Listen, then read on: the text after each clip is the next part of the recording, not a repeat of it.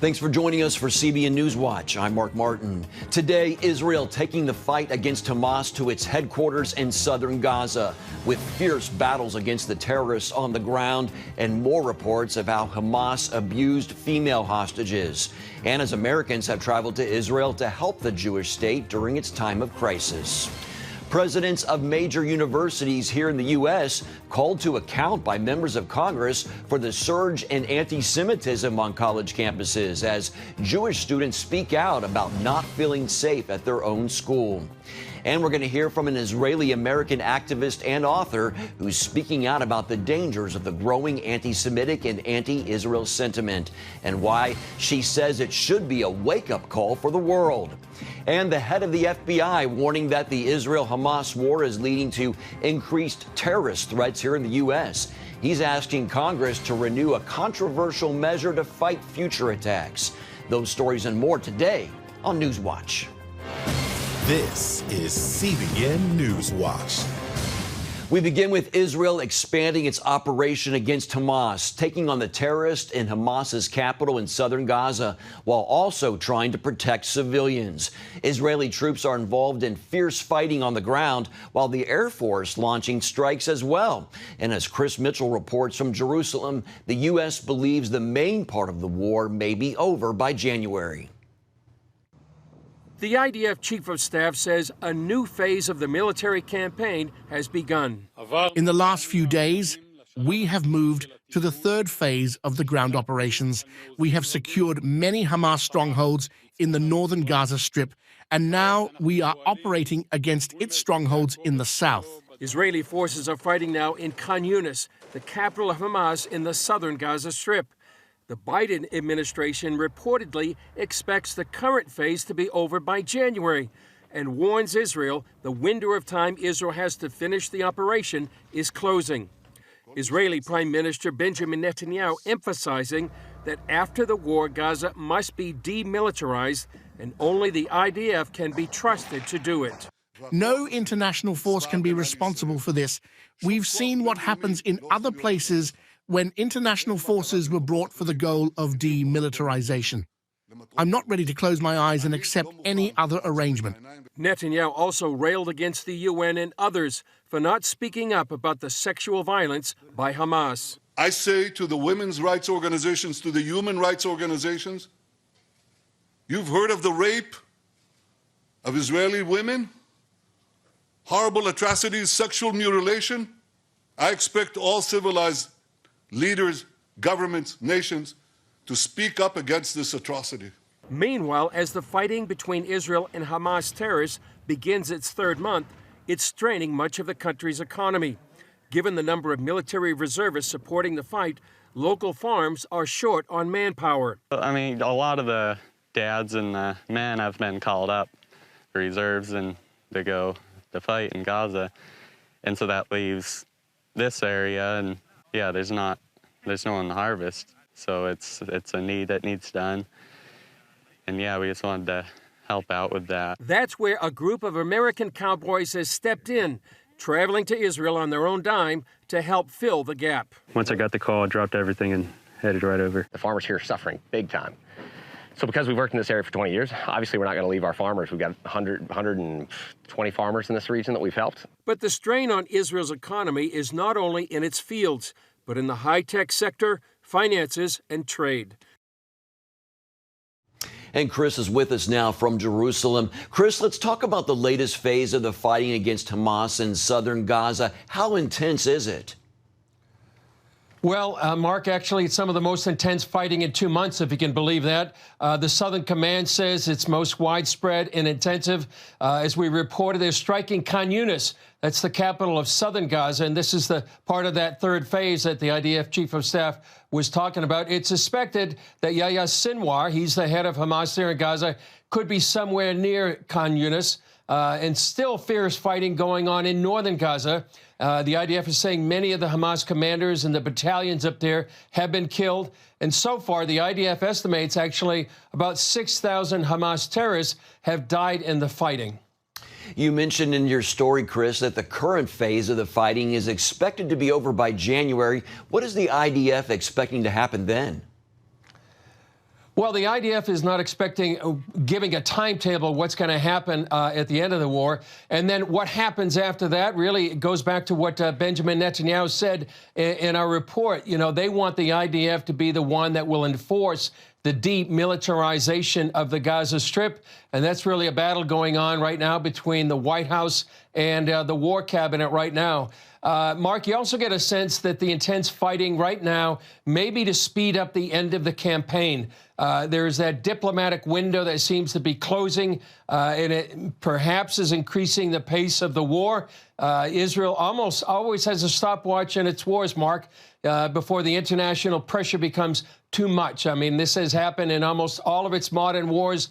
1967, the Six-Day War, the Yom Kippur War. In 1973, the 1982 war in the First Lebanon War. And all of the conflicts with Hamas since 2007, it seems like Israel's not only waging its military campaign, but also looking at that diplomatic clock that is always ticking. Let's talk a little bit more about that. The Biden administration keeps pressuring Israel, saying it has a limited time to finish the operation against Hamas. Does Israel feel that the Biden team is hamstringing the Israeli war on Hamas? I think they feel that a lot. You may not see that or hear that publicly necessarily, but Antony Blinken was here just a few days ago. There was another White House delegation that's here now. And there's a sense, and you hear it from Israelis, Mark, you hear the fact that they say, you know, what's happening right now, the U.S. putting constraints on Israel is putting their own soldiers at risk.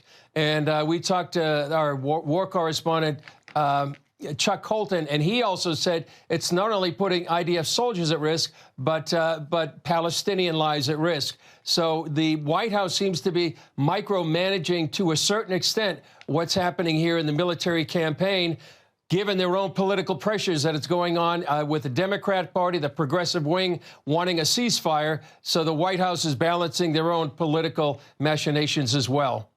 Changing focus now, have we learned more about Hamas's sexual abuse of the female hostages? We're hearing right now, Mark, that at least 10 of the hostages, men and women, were sexually assaulted or abused while they're in captivity. There's an A report that came out citing a doctor who talked to many of these hostages that were released. And also, there was widespread sexual abuse by Hamas terrorists during the October 7th onslaught. And we also heard that at a meeting at the Israeli War Cabinet. A group of recently freed hostages and family members met there. Some of the hostages saying they were being touched. And also, we reported yesterday about the UN meeting where they were using rape as a weapon of war. And then anecdotally, Mark, I went to my dentist this morning, and he actually spent weeks trying to identify the remains from the October 7th massacre. He was describing the horrific ways these bodies were mutilated and why a dentist was called in, because sometimes the only way to identify these bodies was their teeth remains. Wow, so disturbing, so sad. Hamas still holds around 138 hostages. Is that a hot political issue there in Israel still? Yes, it is, Mark. Yeah, there was a tense meeting just yesterday between some of the released hostages and the family members that are still held in Gaza. A very tense meeting. We heard it was angry, voices raised, some people asking Netanyahu to resign. Netanyahu didn't directly engage with those demands, but he said, we're doing everything we can. And Hamas was giving them demands that even they wouldn't have accepted. So this is the balance that Netanyahu and the War Cabinet are going through, trying to balance, trying to get the hostages released and trying to prosecute the war and defeat Hamas. Back to the fighting between Israeli forces and Hamas. Any new developments on the possibility of Israel flooding the Hamas tunnels in Gaza? Well, we heard from the IDF Chief of Staff, Herzi Halevi. He confirmed that report about the flooding the tunnels. He said it's a good idea. We're seeing a lot of underground infrastructure in Gaza, and this is one way they could destroy that. Whether or not it's going to harm some of the environment there remains to be seen, but it could be used to try to root out all these Hamas terrorists and destroy these tunnels. All right. Thanks as always, Chris. And remember, many people are praying for you and our entire CBN News team in Jerusalem. Coming up, amid the Israel-Hamas war, the presidents of major universities called to account before Congress for growing complaints of anti-Semitism on their campuses. We're going to hear from an Israeli-American activist and author who's speaking out about the growing waves of anti-Semitism at these places of higher education and throughout the U.S. We're going to have those stories for you when we come back. Download the CBN News app. One place for all of your news. Breaking news alerts. Watch CBN News Channel Live. CBN News, because truth matters. Get the CBN News app today. Anti-Semitism has spiked dramatically since the Hamas attacks of October 7th. It's been especially visible on college campuses. Now some are calling on Congress to act. Leaders from Ivy League schools testified Tuesday at the U.S. House, giving account as their universities face investigations over complaints of anti-Semitism. Washington correspondent Hillary Powell has that story. On Capitol Hill, an urgent plea for protection on college campuses. Well, on my way to class, I was greeted with chalk reading 90% of pigs are gas chambered. As a student, despite what my university says, I do not feel safe. Let me be clear, I do not feel safe. I don't want to have to keep advocating for Jewish student safety on campus. It's not my job. Students ask for help after surviving violent anti-Semitism on their campuses. Now the presidents of MIT, Harvard, and the University of Pennsylvania had to answer for their schools' responses to an alarming surge in anti-Semitism. I know some Israeli and Jewish students feel unsafe on campus as they bear the horror of the Hamas attacks. We know there is further work to do. Work like making sure the University of Pennsylvania educates on anti-Semitism. We are in the midst of making certain that all anti-bigotry efforts ensure education about anti-Semitism. I wonder if that type of education would have been in place at all of our college campuses before this, whether we would have seen the massive reactions that we have. Harvard University President Claudine Gay was asked about an ongoing federal civil rights investigation about possible violations of the Civil Rights Act of 1964. She declined to answer, but condemned anti-Semitism. Anti-Semitism is a symptom of ignorance, and the cure for ignorance is knowledge.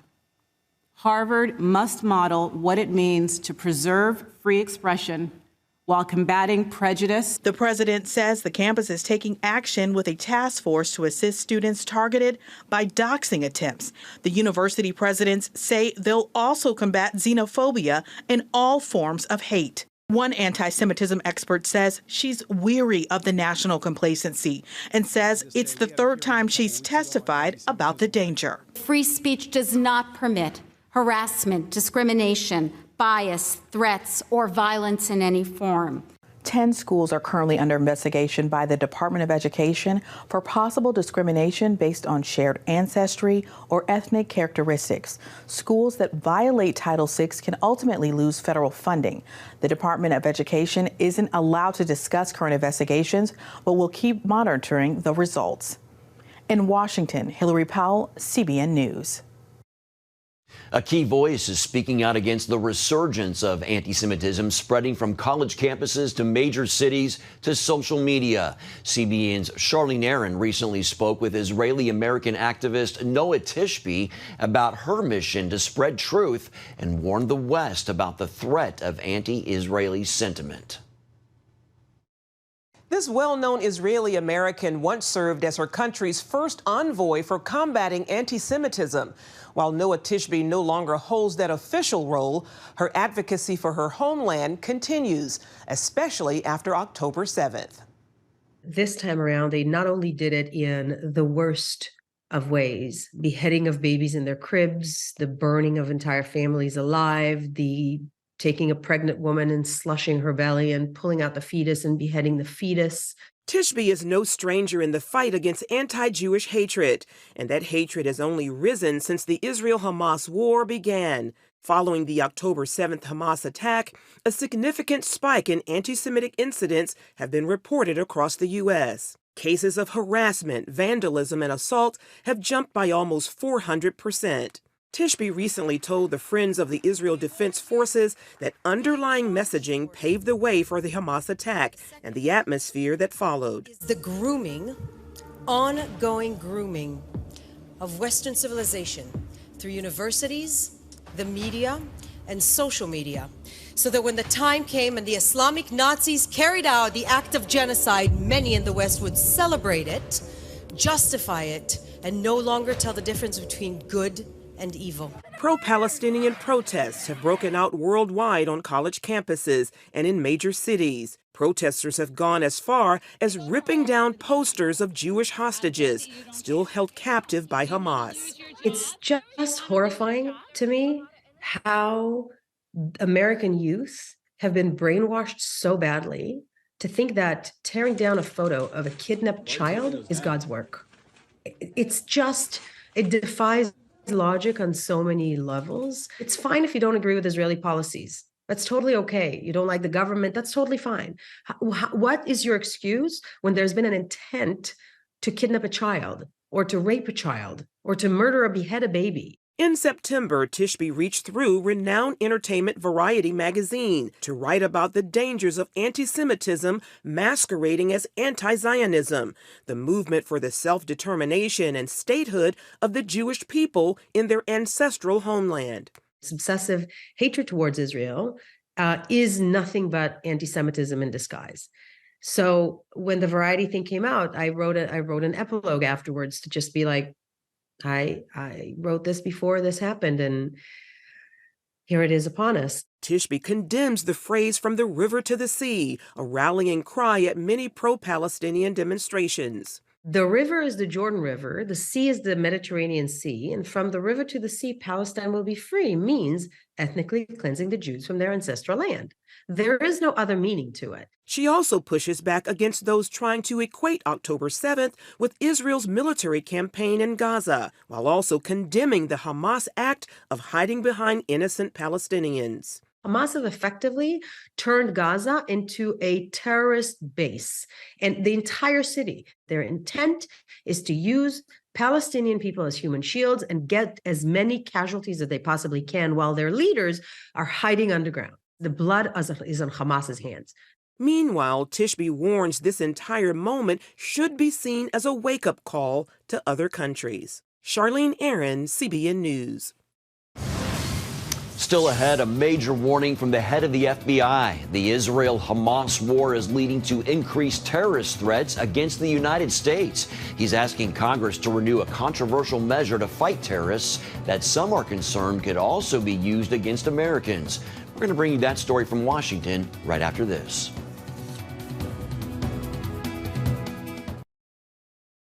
Warnings from the head of the FBI. The war between Israel and Hamas has increased the threat level to the U.S. with calls from terrorist organizations to attack America.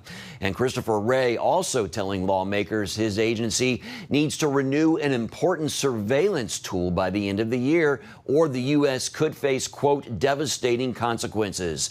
That surveillance tool is Section 702 of the Foreign Intelligence Surveillance Act, or FISA.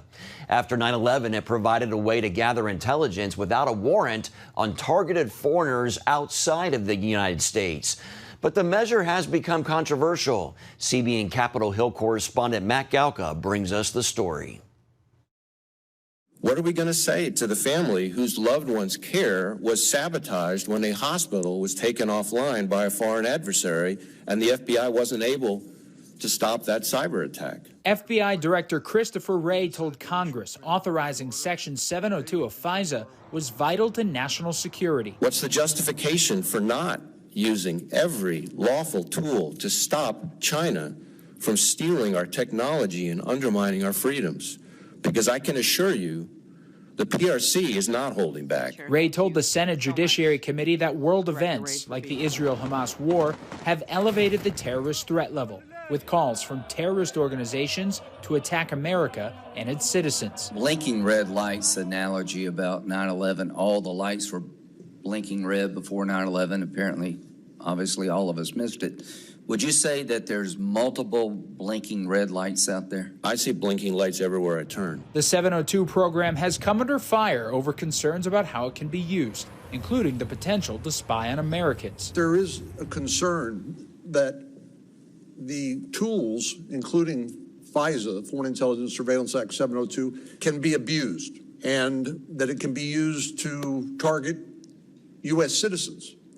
Let me just ask you directly, is it possible to lawfully target an American citizen under Section 702? Well, I think so-called reverse targeting, targeting of Americans through the end run of 702 is expressly prohibited. Matt Gelka, CBN News. There has been a bipartisan push to reform some of the powers in Section 702 over concerns it could be abused and used against U.S. citizens. Earlier this year, a court ruled the FBI broke its own rules when they used some of the 702 powers to search information related to the January 6th riots, as well as the racial protests from a few years ago. Ray said they've implemented changes at the FBI to make sure they are following the rules, and he stressed that watering down FISA to make it less effective could open the U.S. to terror attacks. Coming up, we're going to end on a lighter note as we introduce you to the word of the year for 2023, and it may be a term you haven't heard before. We'll have that story when we come back. Stay with us. Finally today, Oxford University Press has named the 2023 Word of the Year. But unless you're a member of Gen Z, you might have to Google it. The word is Riz, and if you think you haven't heard it before, it's actually the shortened form of the word charisma. Riz expresses a person's style, charm, or attractiveness. The contemporary word chosen by language experts, among other reasons, to show how internet culture increasingly shapes trends in our language today. Well, you'll have to ask someone if they know the word Riz today. And that's going to do it for this edition of CBN Newswatch. Remember, you can find more of our news programs on the CBN News channel anytime or online with cbnnews.com. Also, tell us what you think about the stories you've seen by emailing newswatch@cbn.com. Or you can talk to us on Facebook, Twitter, and Instagram. Hope you'll join us next time. Have a great day.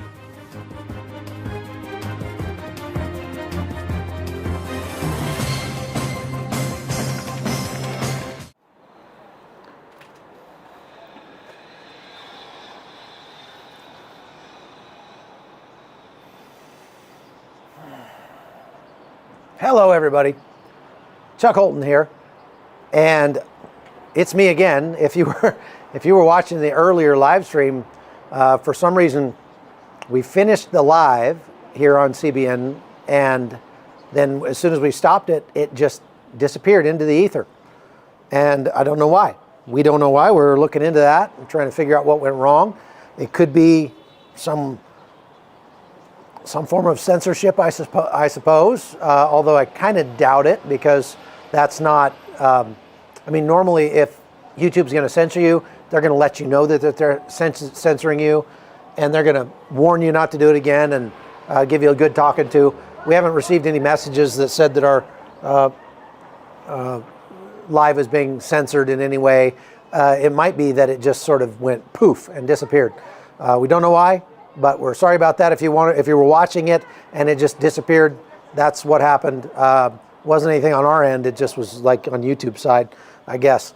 So I'm going to do another one, and I'm going to keep this one pretty short. I'm just going to give you some updates on what's going on here in Israel, and we'll take a couple of questions maybe, and then I've got to run to the airport. But I wanted to start with what's happening in Gaza. It's, they say, the busiest day that they've had since the war started. They are working very hard in the north in Jabalia refugee camp. I say in air quotes because it's not a refugee camp. It's first, they're not refugees. Second, it's not a camp. It's a neighborhood. But there's some heavy fighting there. That was one of the strongholds of Hamas. And in the south, they have pushed all the way into basically the center of Khan Yunis. They have hit more than 250 airstrikes over the past 24 hours. That's a massive, massive number of airstrikes. and they have surrounded the home of Yahya Sinwar, the commander of Hamas in Gaza. Now, the real leadership of Hamas lives in Qatar, and they live high on the hog. They live very, very well. They're multi-billionaires. They've been skimming aid money that's been given to Gaza for many years and made themselves very, very wealthy. They're good friends with the leadership of Qatar. They regularly meet with them. They meet with people like Vladimir Putin and stuff like that. And the leadership on the ground in Gaza is more kind of hardcore. And they're led by Yahya Sinwar. Now, the IDF has surrounded his house. You might ask why they didn't just flatten his house. And that's a very good question. The reason that they surrounded his house is because they believe they may be able to find some hostages there. What they're finding, they're learning as they move through Gaza, is that anywhere that was a command center for Hamas leaders, it's very likely that there were hostages there to use as human shields. And so they're going to these places, even though Yahya Sinwar has homes all over Gaza, and he himself is a very wealthy man, and he would be stupid to be in any of those homes right now. He's more likely deep, deep underground. They're going to go to all of those places and check them out and see if they can rescue any more hostages, because they know that every day that goes by, those hostages are not being treated well, especially the soldiers, especially any females that are left. They are learning from the females that were released in the hostage exchange of the ceasefire last week that they were terribly sexually abused. At least 10 of those female hostages were raped, and many of them were gang raped multiple times. Even while they say bombs were falling around them, they never stopped raping them. And so there have been some rumors that a couple of those women are pregnant because of those rapes, but that's not been corroborated. So take that for what it's worth. Now, so one of the major wins that the IDF is looking for in Gaza is to rescue some of the hostages, not negotiate for their release, but to actually spring them from their captivity by rescuing them. And so they're doing everything they can to do that. Part of the reason that they have decided to start filling the tunnels with seawater is because there's a lot of people hiding in those tunnels, and they want to force them out. So that seawater is not going to come up so fast it's going to drown everybody. It's going to come up slow enough that they're just going to not be able to stay down there, and they're going to have to come to the surface. And that's the plan anyway. They don't know if it'll work, but they figure it's worth a try. They brought in engineer units with a whole bunch of pumps, and they've started pumping seawater into those tunnels, like many of you were recommending before the war even started, before the invasion started. Many people were talking about, well, they ought to just pump seawater in there. And the IDF was like, and now they're like, hey, I know, maybe seawater would be a good idea. So they should have listened to all of us at the beginning. Let's hope that works. The leadership of Hamas is hiding in the deepest tunnels, because those are the ones that are impervious to bunker buster bombs, taking them out. And they've already killed a whole lot of commanders of Hamas, and they are gunning for every single one of them, and they're not going to leave Gaza until they're all gone. They have a list, and they are going down that list. They're checking it twice, and they are bringing hell on the commanders and the Hamas fighters. Anybody who was involved in the October 7th attacks is, they say, dead men walking.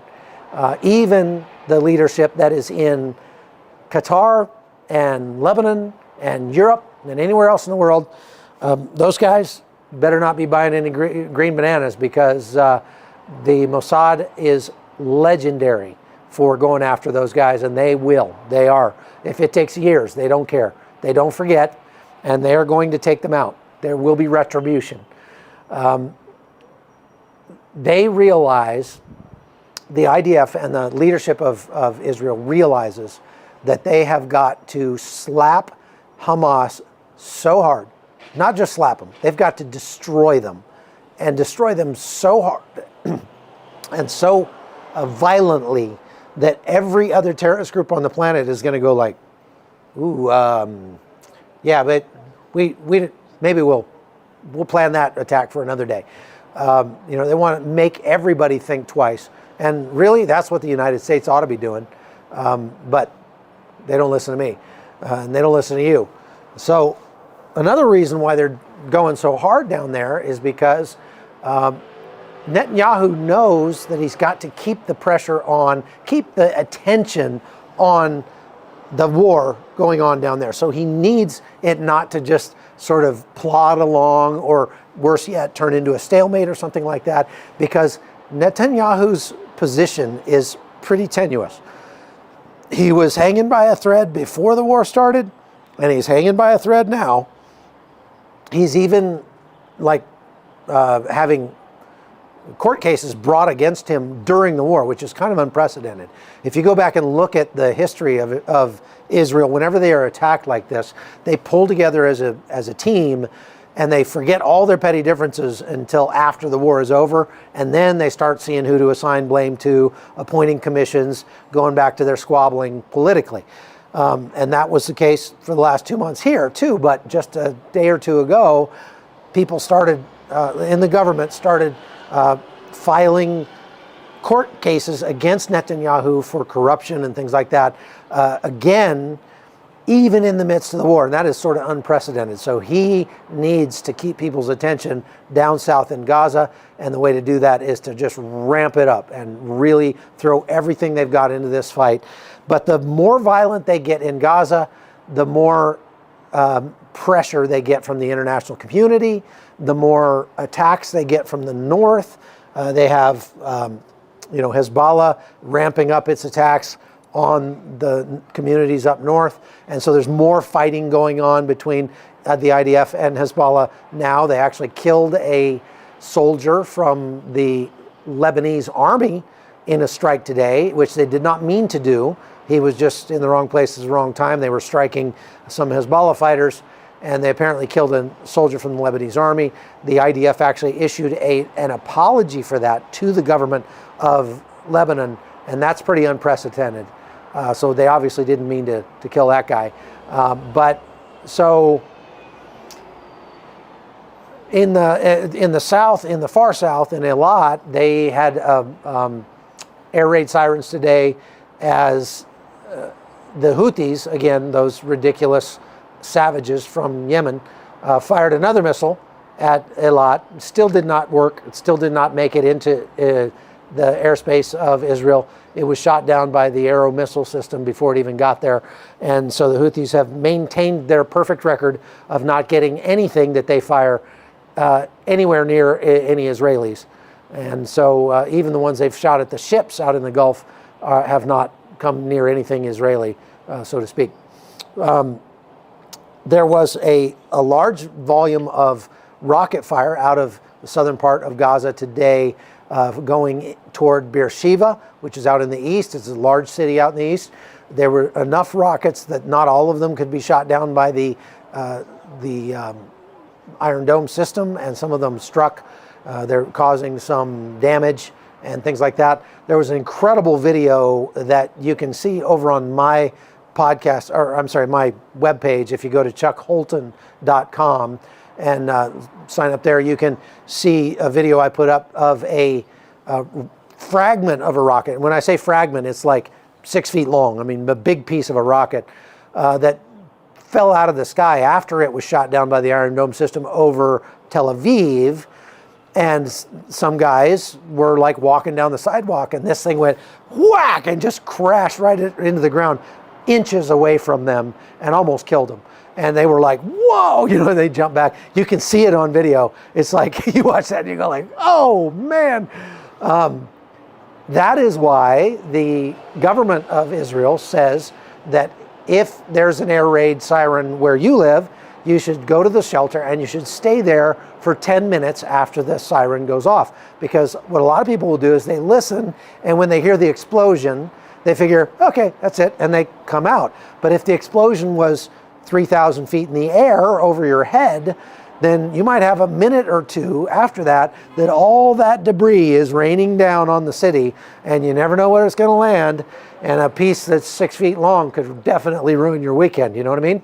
So it's a good idea. They also, I mean, I learned that in the combat zone a long time ago, that when incoming fire, if you get indirect fire, whether it's artillery, rockets, missiles, whatever, mortars, you dive down and take cover, and when you hear the thing explode, you wait, and you wait, and you wait, because just because it exploded, that means it threw a whole bunch of debris and shrapnel up into the air, and it's got to come down somewhere. So you wait until it comes down before you get up. There have been a lot of people killed and wounded by hearing the explosion go off and then figuring they're safe, sticking their head up, and getting killed by a piece of shrapnel.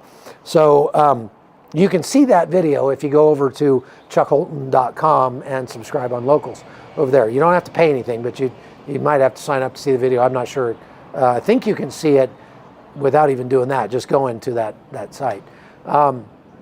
Please go and subscribe to my Hot Zone channel. I'm over there. We are talking about this hotel over here has 100 young people staying in it that are internally displaced from their homes up in the north mostly, some of them from the south. And they've been there for 2 months. They're bored stiff. They're doing school in the basement of the hotel. And I see them out here playing soccer in this tiny little parking lot right in front of the hotel.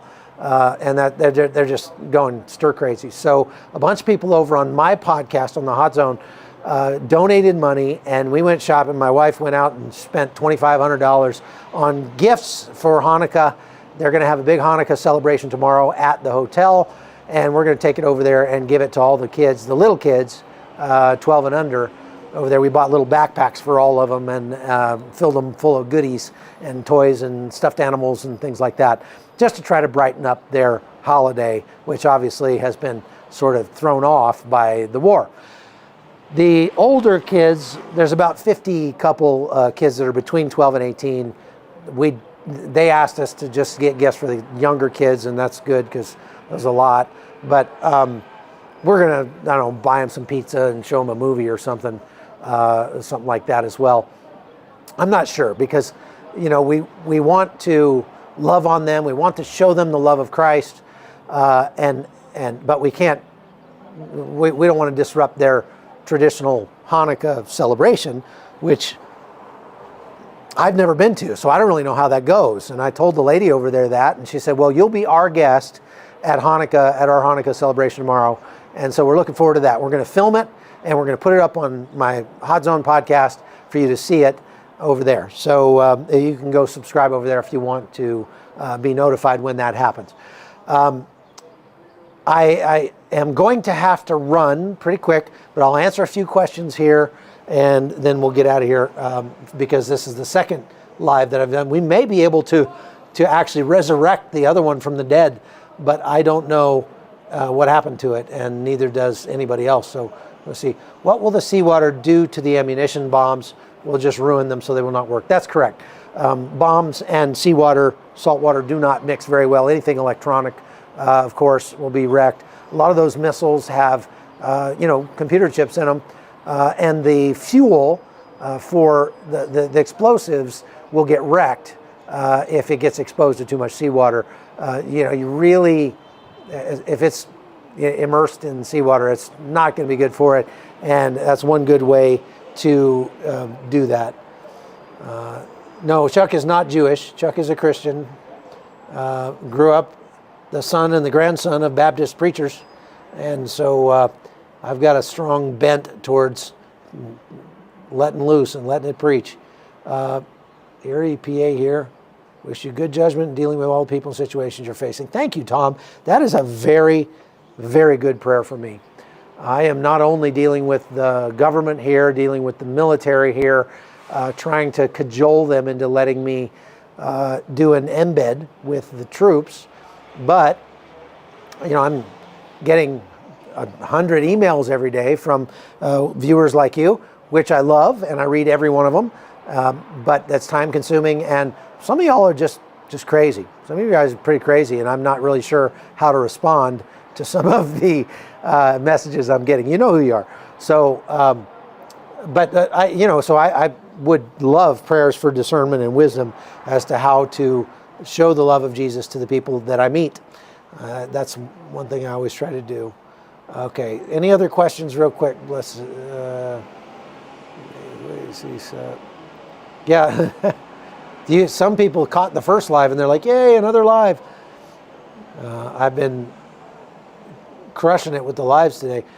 Is the IDF letting other reporters go into Gaza? Some of them are. I mean, they've let like several news agencies into Gaza. They let local, Israeli reporters go in and embed. But foreign journalists, they've let Trey Yingst from Fox News in. They've let CNN and BBC and maybe a couple others. But they are really, really tightly controlling that. I got an email today saying, if you want to go in, send us this information, and we are making a list of people to send in.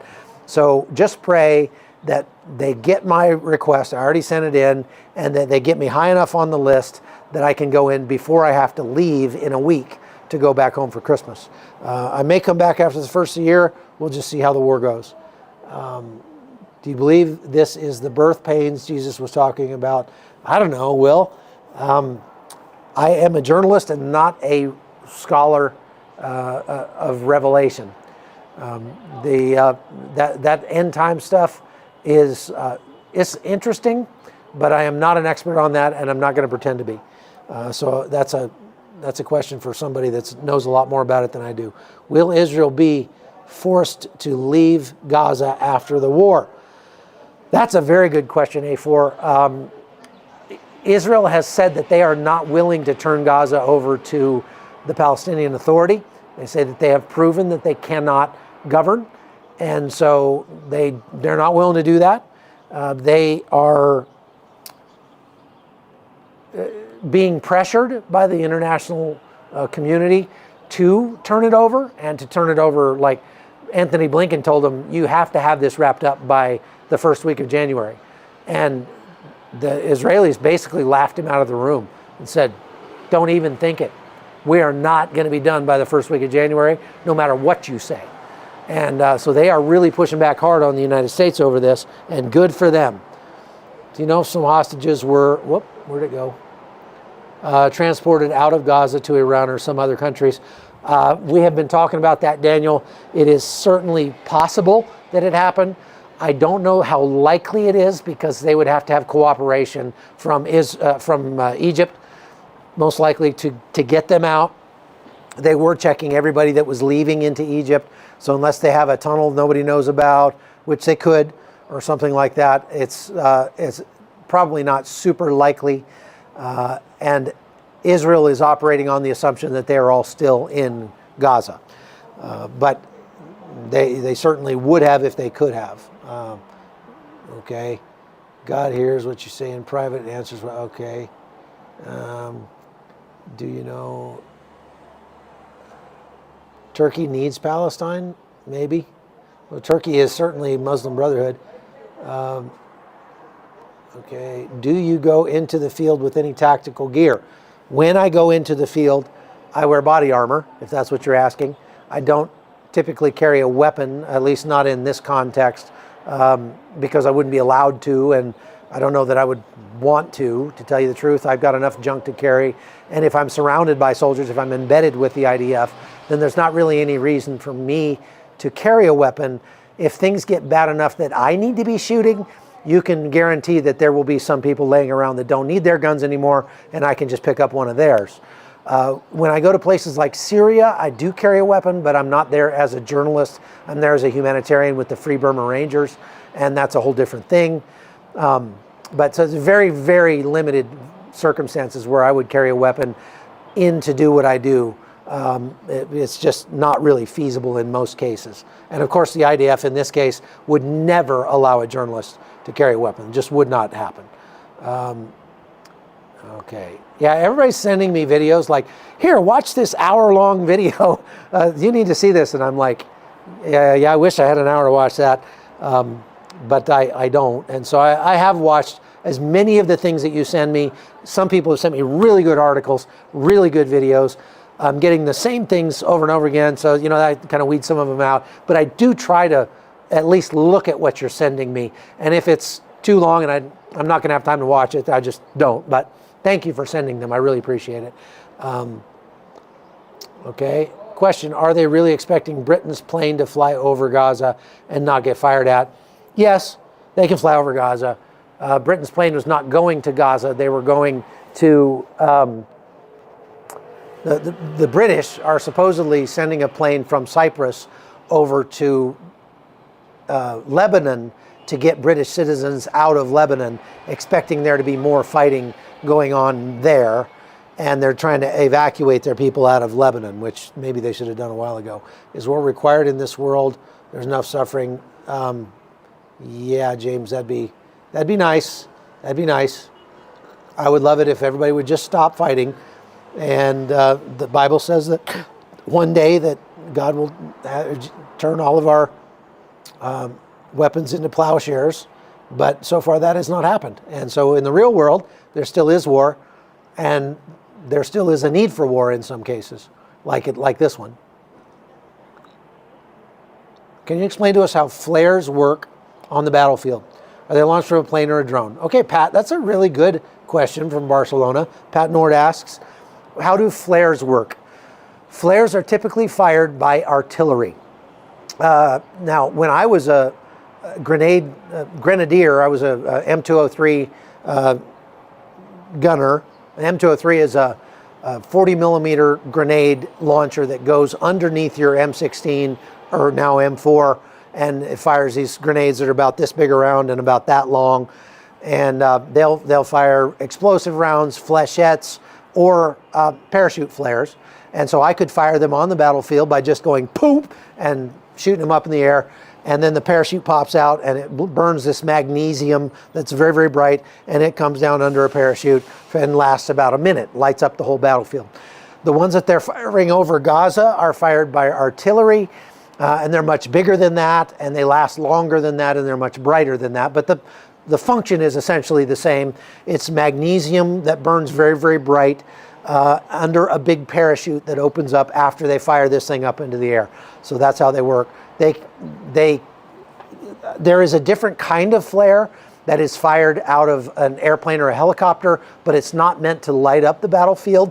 The flares that aircraft fire are meant to throw off surface to air missiles that might be fired at the aircraft to take it out. So if a helicopter's flying around and the systems on board detect that a radar signature or something or a laser has locked onto that aircraft or is being pointed at that aircraft, then it will take evasive maneuvers and fire off a whole bunch of magnesium flares which fan out behind it to confuse the missile or rocket or whatever that might be streaking toward it at that moment. And when I flew helicopters, we had those on our helicopters. And boy, if you forget to turn those flares off and you come into the airfield and there's all kinds of radar and stuff going on at the airfield, you find out really quick because your flares start going poo, poo, poo, poo off by themselves. And that's really embarrassing. I mean, not that that ever happened to me, but I heard that it was very embarrassing. Okay, so hopefully that answers your question about flares. And goodbye, Joseph. Bob, I'm sorry you feel that way. We're trying to do the best we can to give you the truth of what's happening here on the ground. Do you think Israel have enough arsenal to finish the war without us helping them? Yes, I do, but it would take longer and be more dangerous because they'd have to do more with the limited stuff they have. They're going to have to be more judicious about, ammunition and things like that. I think that they can prosecute this war without any further help from the United States. And of course, they can always buy weapons from anywhere they want. They found the largest ammunition and weapons cache in northern Gaza that they have ever found in Gaza today. It was said it was full of rockets and ammunition and all sorts of things. The problem is none of that stuff is compatible with what Israel already uses because it's Soviet bloc stuff or homemade in Gaza. And so most of it they blew up right there on site. They're not going to use. Some of it, they said they took back into Israel for further testing because it was probably homemade stuff that they'd never seen before, and they wanted to learn about it so they can alert their guys in the field of what to be aware of and what to be looking for. Okay? Yeah, please hit that like button. Thank you, Ronnie and Jeff, for letting people know that. It really helps us if you hit the like button and if you tell us where you're logging in from. If you go to the chat there and just say where you're logging in from, that chat rate goes way up, and that's really helpful. So I have got to run. Do I think the other hostages are alive? L. Faith Bittman, yes. I think many of them are. The hostages are very valuable to Hamas, and so they have a vested interest in keeping them alive at all costs. Some of them may have died due to their treatment, due to bombing from Israel. We don't know. So they, like Israel has announced that they believe that at least 15 of them have already died. 15 of the 137 or so that are still being held have already died. But they haven't retrieved their bodies yet, so they don't know for sure. And that they announced that yesterday. They also announced some of their casualty figures. The IDF says that they've now lost they've lost like 80 IDF troops during the invasion of Gaza. And that tracks with about the rate that they've been losing troops. They seem to be losing a few every day. So this is not an easy fight for them, but I can guarantee you it's a lopsided fight, and that Hamas is losing a lot more than 3 or 4 people a day. No question about that. We're talking in dozens into the hundreds a day, most likely. Why the tunnels not flooded? The tunnels are being flooded right now, but it will take it could take weeks for the tunnels to get flooded. I mean, it could take a long, long time because they're 300 miles of tunnels. That's a lot of tunnels, you know. But we'll see. Can you please tell me if you're an independent reporter? I am, Tammy. I am a freelance war correspondent who goes to wars and disasters around the world, and I do reporting for multiple networks. I have been reporting for CBN for the longest, since about 2003. So for more than 20 years now, I've been reporting for CBN, and they are my primary outlet, but I also report for Newsmax and others. And I have my own podcast over on the Hot Zone here on YouTube, where you get kind of a behind-the-scenes look at what it's like to be a war correspondent and go to 25 countries a year reporting on wars and disasters. So if you want to follow me and go learn more about the stuff that I do, go follow me over on the Hot Zone here on YouTube, or go to chuckholton.com and follow me there. Let's pray. That's the most important part. We don't want to forget that. And then I'll go. Thank you, God, for giving me a front row seat to what you're doing here in Israel. Lord, I pray that my reporting would be neutral, that it would be factual and tell the truth of what's happening on the ground. Even though that doesn't mean that I have to pretend that there is any kind of equivalence between the monsters of Hamas and the righteous cause that IDF are pursuing here in Israel. It's plain for anybody with a few brain cells to rub together to see that this is not a neutral conflict. And most of them are not. Most conflicts are not. But Lord, help me to be able to tell the truth and get the truth out. You promise that the truth will set us free. Your truth will set us free, Lord. And so I pray that more people here in Israel would find your truth, not the truth of what's going on here, not the political one-sidedness that we see from many outlets, but Lord, your truth. And I pray that the people who are having their worst day, whether it's in Gaza or here in Israel right now, would cry out to you, and that you would make yourself very real to them, where when everything else is taken away, you would shine brightly in their lives, and they would see you. And they would especially see you in the way that we react when we meet them, that we would show your love to the people we meet, and you would enable us to do your work, to be your hands and feet here on the ground in Israel. Thank you for the people who are supporting us back home with prayer. And I pray your blessings on them. Thank you for everything that we're able to do here. And I pray that this will be over soon so we can all go home. In Jesus' name, amen. All right, folks, thank you very much for watching. And I am out. Let's hope that this one does not die and disappear when I... Hello and welcome to Update Israel at War, Day 61. I'm Chris Mitchell.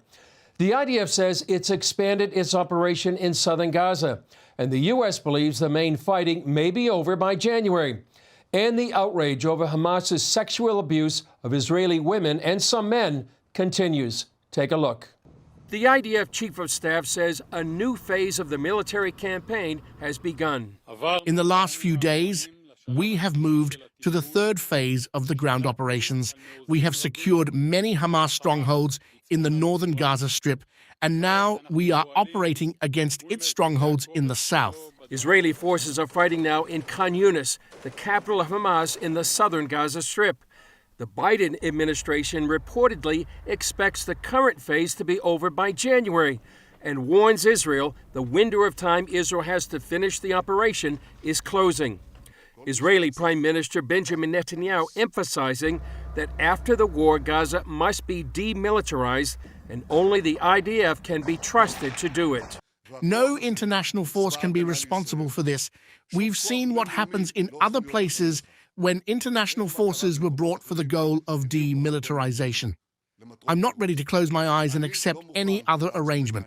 Netanyahu also railed against the UN and others for not speaking up about the sexual violence by Hamas. I say to the women's rights organizations, to the human rights organizations, you've heard of the rape of Israeli women, horrible atrocities, sexual mutilation. I expect all civilized leaders, governments, nations to speak up against this atrocity. Meanwhile, as the fighting between Israel and Hamas terrorists begins its third month, it's straining much of the country's economy. Given the number of military reservists supporting the fight, local farms are short on manpower. I mean, a lot of the dads and the men have been called up for reserves and to go to fight in Gaza. And so that leaves this area, and yeah, there's no one to harvest. So it's a need that needs done. And yeah, we just wanted to help out with that. That's where a group of American cowboys has stepped in, traveling to Israel on their own dime to help fill the gap. Once I got the call, I dropped everything and headed right over. The farmers here are suffering big time. So because we've worked in this area for 20 years, obviously we're not going to leave our farmers. We've got 120 farmers in this region that we've helped. But the strain on Israel's economy is not only in its fields, but in the high-tech sector, finances, and trade. Chris Mitchell, CBN News, Jerusalem. As the war with Hamas enters its third month, Israel's economy is suffering. Crops are rotting in the fields and tourism is at historic lows. Businesses are short of workers as hundreds of thousands of reservists are serving on the front lines. Israeli entrepreneur and venture capitalist John Medved shared his thoughts about Israel's economy with CBN President Gordon Robertson. Tell us, give us a snapshot. What's the state of the Israeli economy right now? Well, I'll use one word. I'll call it resilience. You can give us a hit, even in the belly or in the face, and we'll just get right up and keep on moving forward. That's the way that this country operates. And if you actually look at what happened to the shekel, our currency, it dropped in value fairly steeply as soon as the war started. It's now higher and more valuable than when the war started. If you look at our stock market, the Tel Aviv Stock Exchange, it also dropped. And in fact, the Hamas terrorists, in addition to committing all their barbaric attacks, they actually shorted illegally because they knew that this was going to happen, and the market dropped. And guess what? The market is now fully recovered. We have our experience with these kinds of bouts of war from time to time, and we just plow through it. We continue to grow the economy. Israel's economy is extremely strong, and in particular, the tech sector, which I work in, where we're creating solutions for food tech and artificial intelligence and quantum computing and ag tech and food tech and healthcare and all this great stuff which the world needs. We don't stop. In fact, the slogan here now is Israel tech delivers no matter what. I heard a report that someone, and they're claiming it's an individual investor, shorted the Israeli market. Is there any way to find out who that was? I think the SEC is probably on their trail, and one would guess that it's criminals or terrorists associated with Hamas. These people are unbelievable. Okay, it really the contrast between Israel striving for life, celebrating, family values, how to save lives. At every level, we're working that way. And then people who come and burn people alive, who do sexual violence and rape, who kill babies in front of their mothers and cut them out of their stomachs. It's just, it has never been clearer in terms of what we're fighting for. And we're fighting for our continued existence in our historic homeland, where we've been here for thousands of years. And we are busy creating a garden of Eden, a renewed, flourishing of God's people coming home to its homeland. And certainly your viewers are aware of that. They understand, what's at work. And our economy is resilient. It is getting ready to continue its growth. In the meantime, we're at war. We have in my company dozens of people who are serving on the front lines. We give them support. We give them our prayers. And we're very, very proud of the support we're getting from your viewers and from people around the world who are praying for us, who are coming and helping us pick fruit and vegetables in the field, and who are continuing to invest in Israeli companies.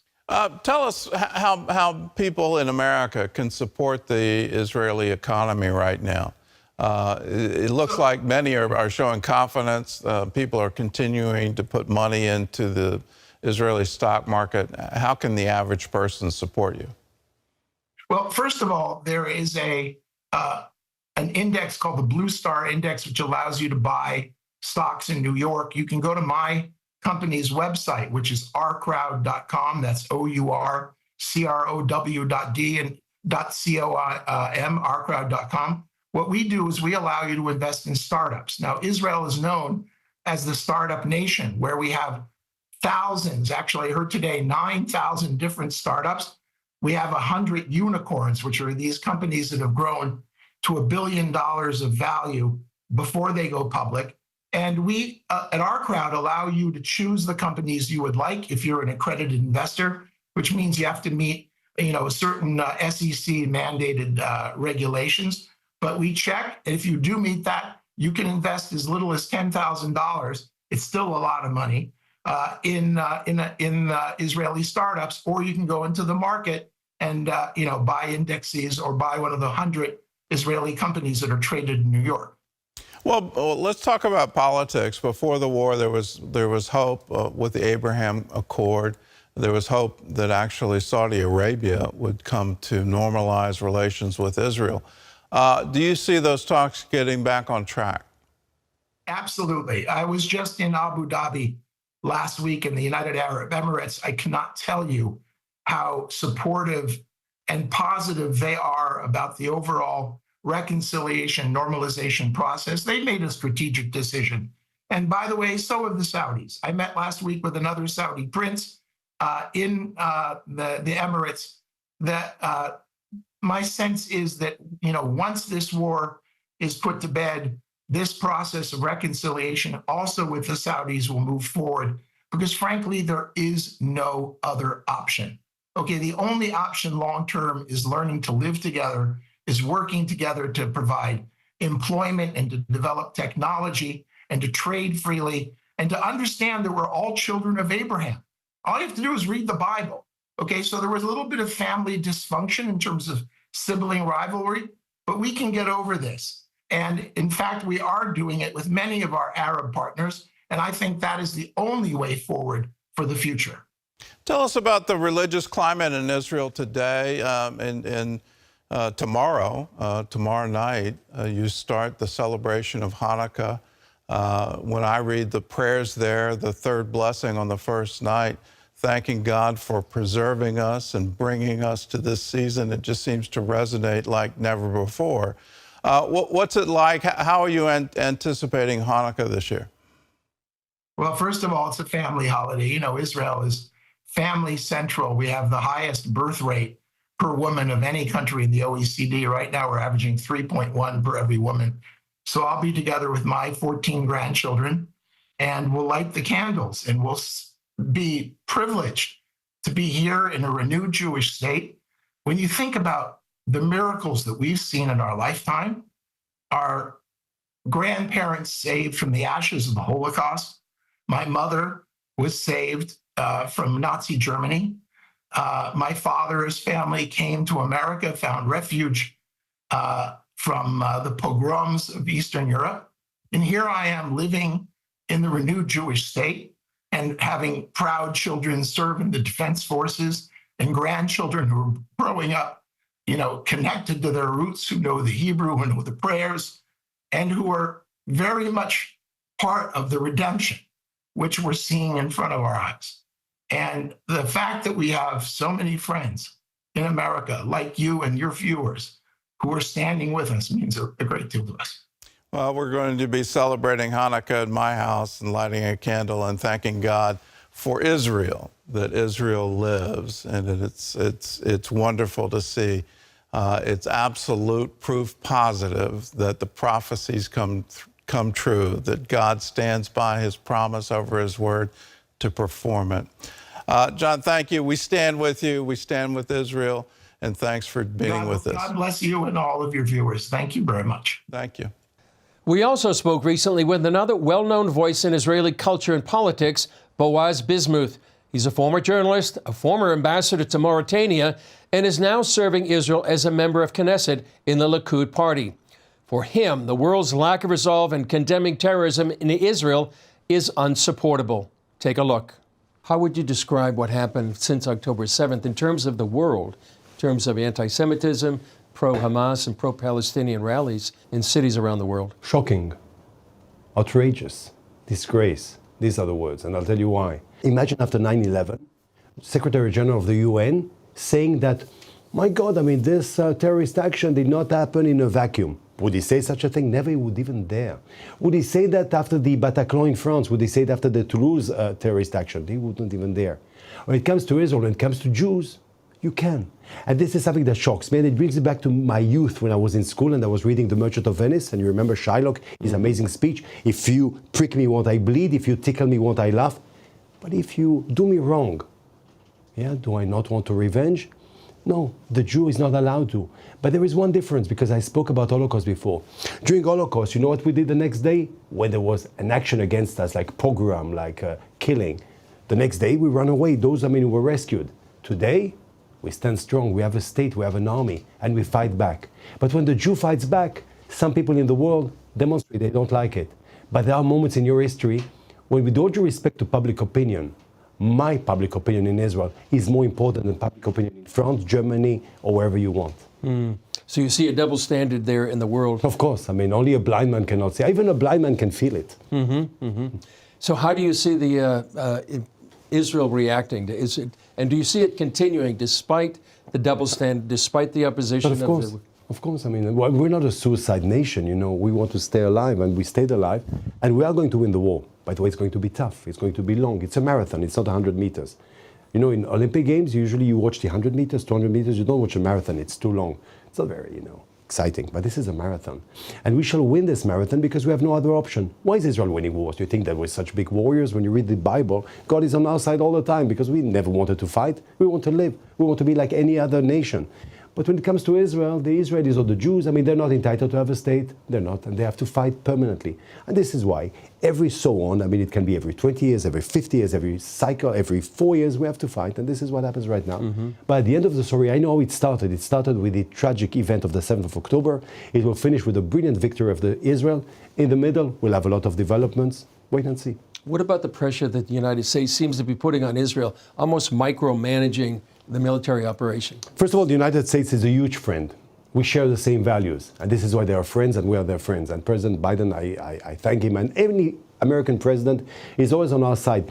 The relationship between America and Israel is not depending on the prime minister identity of Israel or the American president, but I think it's sharing values and also interest. Let's be honest. I mean, in the Middle East, with all due respect, I think that Israel is the only democracy that America can count on. Yet, I do believe that we in Israel have to explain to the world, also to our friends in America, to our friends, and I emphasize the word friends, that the day after, we think of the day after, but first of all, we're in the war right now. By the day after, you will not have Hamas, but you will not have a terrorist entity reigning in Gaza. You can't allow it after what has happened, because you have before 7th of October and after 7th of October. And this is why when some people tend to think or flirt with the idea of maybe Abu Mazen, maybe a Palestinian state, maybe the Palestinian Authority, so what I answer them back is, A, they were there before Hamas, we saw what happened. We see how they educate their children in school, with the schools on praising terrorism. We see how they finance terrorist organization. And by the way, let me only ask you one thing. Does it occur to you, I mean, is it logical for you that still today, we're in December, soon Christmas, by the way, yeah? And the Palestinian Authority did not condemn yet October 7th. So with all due respect, we Israelis, we don't want to commit suicide, we want to stay alive. And this is why, after the war, a terrorist entity or an entity that praises terrorism or supports terrorism will not be there. You mentioned the Bible. Do you see any biblical parallels between what's going on now and what's happened in the Bible? First of all, the Bible, the sacred book for me, is something that I cherish, something that always follows me. I mean, for me, how would I say? I look at, for me, God is my best friend. For me, God is my best friend. And when we say, in God we trust, in the dollar do you have, or when I say, God will help me, this is something I really believe it. And especially, I mean, don't forget that this interview we're having right now, we're the guest of God. I mean, this is the home of God. So I'm thrilled and I'm so lucky. Maybe that is the reason why I'm in war all the time. Maybe some other, I don't know. But of course, with God help, we shall continue to be a good nation who does good and contributes good to the international world, to the communities in the world, and we shall win this war. And how has this affected Jews around the world, not just here in Israel, but it seems to reverberate around Jewish people globally? Look, Jewish people have understood. I mean, I would say that, first of all, Israel belongs to everyone. I have a lot of respect to all religions. I have respect to all religions. And this is why my Christian friends can feel here at home, and Muslim friends can feel here at home. And of course, Jews feel at home. And by the way, it's our home. It's our home. City of David, if I remember well, and I think I was good in school. But concerning Jews, I mean, those Jews who prefer to live in Switzerland, or this one prefers to live in Uzbekistan, or this one prefers to live in America, or in France, or wherever he wants to. He can. I'm very much in live and let live. Anyone can live wherever he wants. But Israel belongs to every Jew, to everyone. And even also a Christian that comes here can feel at home, because this is religion, this is faith. And faith is important. I have a lot of respect to faith. But what we discover today is that when we are at war in Israel, it has influence on a Jew in France or in Great Britain. Look at the demonstrations over there. Look at demonstrations. Look at the people, I mean, drawing the Star of David or Nazi signs on houses of Jews. And why? Because we're defending ourselves? What crime did the Jew commit? And this is why it drives you crazy. And even more than that, I would say, when you see all those demonstrations, those people singing, from the river to the sea, Palestine will be free. What does it mean, in fact? That I don't have the right to exist. Me in the sea, even if I don't know how to swim. So you see how much anti-Semitism, anti-Israel, anti-women, anti-life, barbarian. I mean, what we have seen on the 7th of October, and I go back to that, for a person like me, or you, sir, you need to open history books, and you go to the chapter of the barbarians, of the Vandals, of Attila the Hun, in order to see what happened here on the 7th of October. So right now, when we're doing a war against terrorism, we're doing also your war. Because believe me, this war, it's good against evil. And Israel is good as much as I know. And how about Christian support? How valuable is that right now? Very important. Very important. Very, very important. First of all, I'll tell you a secret. It's only me and you right now. Nobody's watching, so I'll tell you a secret. When I was a kid, I was born in Israel many, many years ago. And many, many years ago. And my parents, I mean, sent me to a Christian school. First of all, Catholic and then Protestant here in Israel. First of all, Collège des Frères, a French school, Catholic and then Protestant. And my parents were very Jewish and they're very conservative and very go synagogue and kosher food, etc., etc. Wanted their son to be open-minded and to know about everything. So I learned also the New Testament. I wrote about Tabitha and Luke and Paul missionary journey. I read it in school, I mean, and write on during Christmas, the songs. So you see, I know and I respect. But the same way I respect Christianity, I respect Islam, I would like others to respect me, the Jew that I am. This is what I'm asking. I'm asking for nothing more. Live and let live. but let me live as I accept you to live. That's what I want, nothing more. Any final thoughts? We shall know better days in Israel, and we shall overcome. And the Jewish people knew worst chapters in their life. Yet, I mean, what has happened, I thought, for my generation, unfortunately for my generation, I think that 7th of October will be the main event.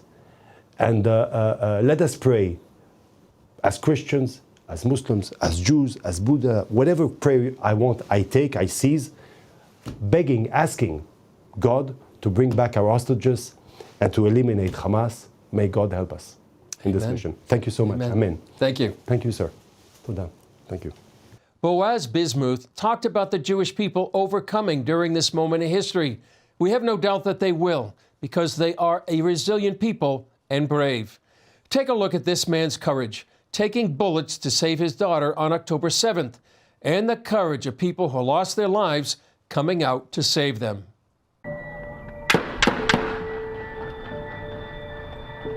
Террористы! Прыгай в машину! Прыгай в машину, террористы! Прыгай! Прыгай в машину! Соседи, мы прибежали четвером. И вот все столпились в двух входах в эту синагогу и не могут зайти в бомбоубежище. А на небо смотришь, железный купол там сбивает, и сотни каких-то неимоверное количество ракет. Сирена орет, не останавливается. Женщина вышла пожилая, лет 85, они ее прям в спину, она получилась между мной и ими. На ней ее в спину, она падает. Выбегай, выходи с машины. Выходи с машины, домой нельзя, они там на нашей улице. Михабель, этот террорист, бежит прямо на нас, уже метров, наверное, 15 он от нас. И я понимаю, что буквально считанные секунды он просто добежит до нас и в упор нас расстреляет, и вот последний шанс это бежать.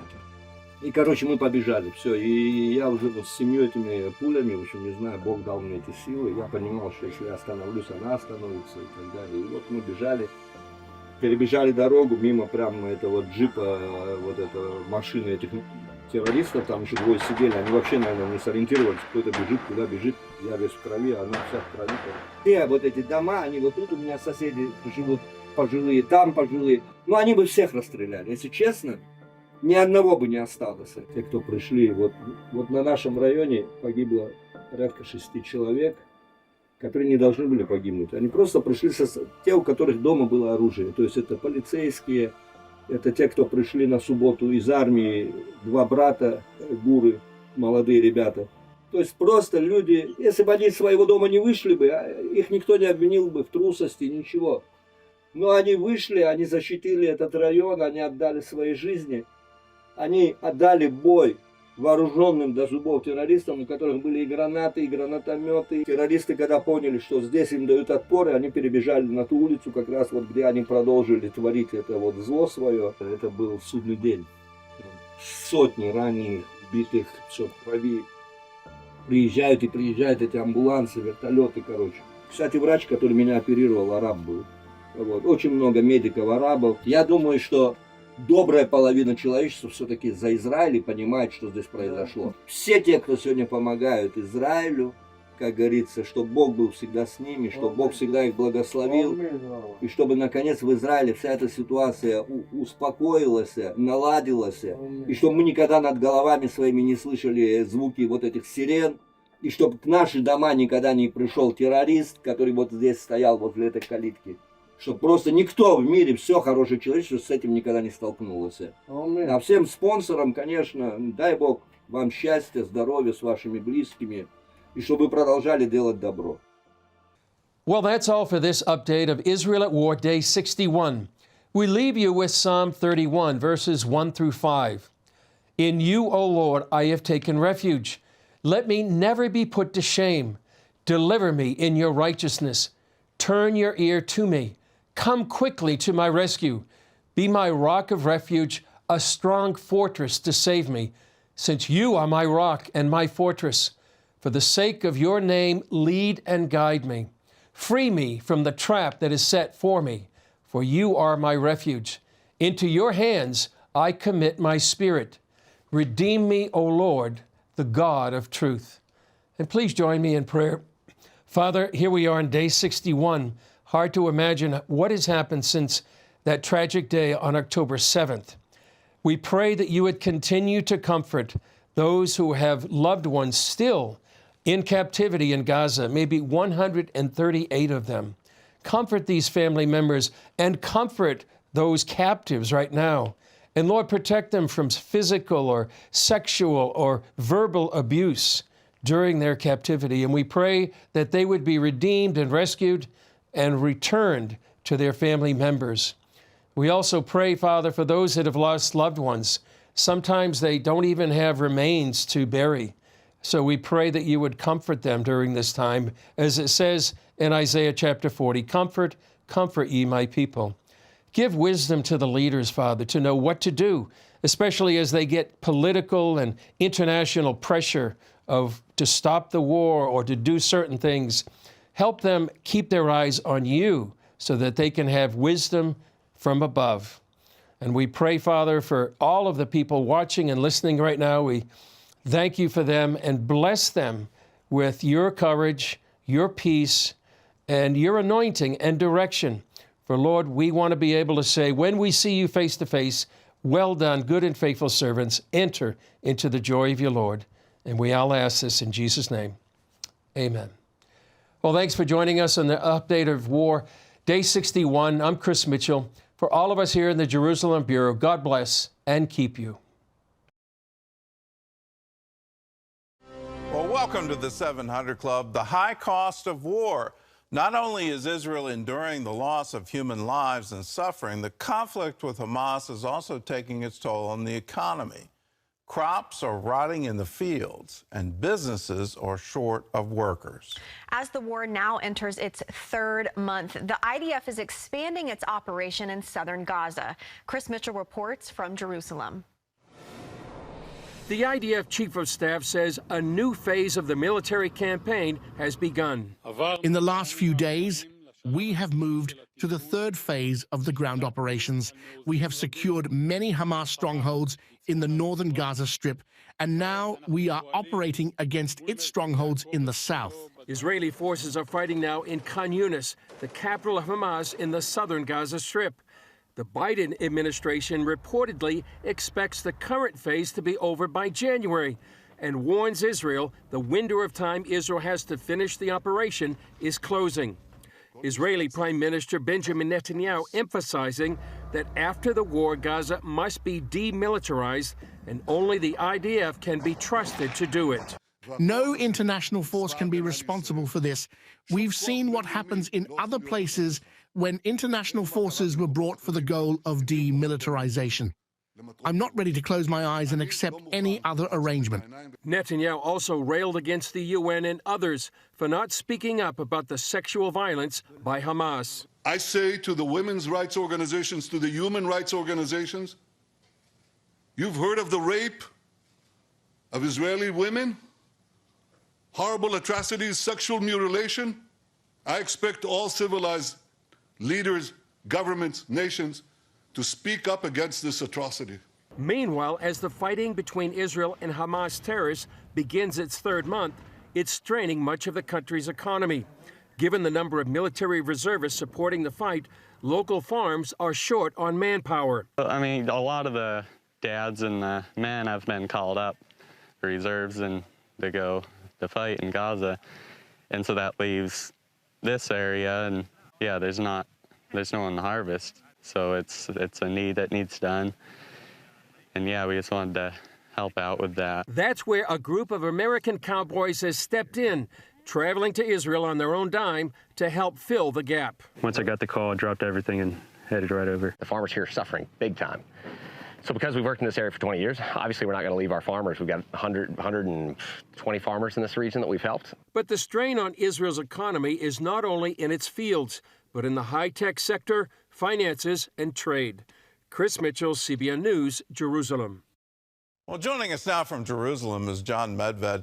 He's the founder and CEO of Our Crowd and the leading venture capitalist in Israel. So tell us, give us a snapshot. What's the state of the Israeli economy right now? Well, I'll use one word. I'll call it resilience. You can give us a hit even in the belly or in the face, and we'll just get right up and keep on moving forward. That's the way that this country operates. And if you actually look at what happened to the shekel, our currency, it dropped in value fairly steeply as soon as the war started. It's now higher and more valuable than when the war started. If you look at our stock market, the Tel Aviv Stock Exchange, it also dropped. And in fact, the Hamas terrorists, in addition to committing all their barbaric attacks, they actually shorted illegally because they knew that this was going to happen, and the market dropped. And guess what? The market is now fully recovered. We have our experience with these kinds of bouts of war from time to time, and we just plow through it. We continue to grow the economy. Israel's economy is extremely strong, and in particular, the tech sector, which I work in, where we're creating solutions for food tech and artificial intelligence and quantum computing and ag tech and food tech and healthcare and all this great stuff which the world needs.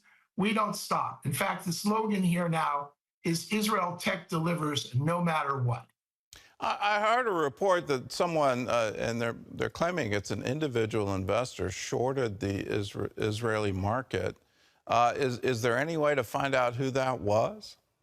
I think the SEC is probably on their trail, and one would guess that it's criminals or terrorists associated with Hamas.